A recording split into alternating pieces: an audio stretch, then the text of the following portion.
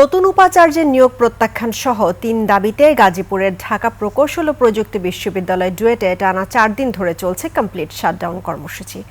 আজও ক্যাম্পাসের মূল ফটকে তালা দিয়ে বিক্ষোভ করছে শিক্ষার্থীরা। স্থবির হয়ে পড়েছে সব ধরনের প্রশাসনিক ও একাডেমিক কার্যক্রম, বন্ধ রয়েছে ক্লাস পরীক্ষা। প্রতিনিধি অপূর্ব রায়ের তথ্য ভিডিওতে রিপোর্ট।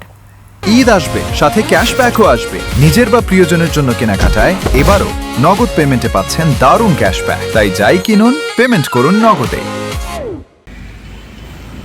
নতুন উপাচার্য নিয়োগের পর থেকেই উত্তপ্ত গাজীপুরের ডুয়েট ক্যাম্পাস। শাহজালাল বিজ্ঞান ও প্রযুক্তি বিশ্ববিদ্যালয়ের অধ্যাপক ডক্টর মোহাম্মদ ইকবালকে উপাচার্য হিসেবে নিয়োগ দেওয়ার সিদ্ধান্তটি শুরু থেকেই মেনে নেননি শিক্ষার্থীদের একটি বড় অংশ। তাদের দাবি, বাহির থেকে নয়, ডুয়েটের নিজস্ব সিনিয়র শিক্ষকদের মধ্য থেকেই কাউকে উপাচার্য হিসেবে নিয়োগ দিতে হবে।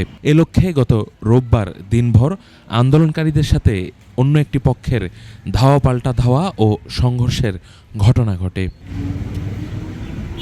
উদ্বেগজনক ওই পরিস্থিতির পর আন্দোলন আরও জোরদার করে শিক্ষার্থীরা। ঘোষণা করা হয় কমপ্লিট শাটডাউন। দাবির বিষয়ে অনড় অবস্থান নিয়ে চতুর্থ দিনের মতো প্রধান ফটকসহ সব প্রবেশদ্বারে তালা দিয়ে অবস্থান নিয়েছে আন্দোলনকারীরা। এরই মধ্যে বিভিন্ন বিশ্ববিদ্যালয়ে ছুটি শুরু হলেও ডুয়েটে ছুটি ঘোষণা হয়নি।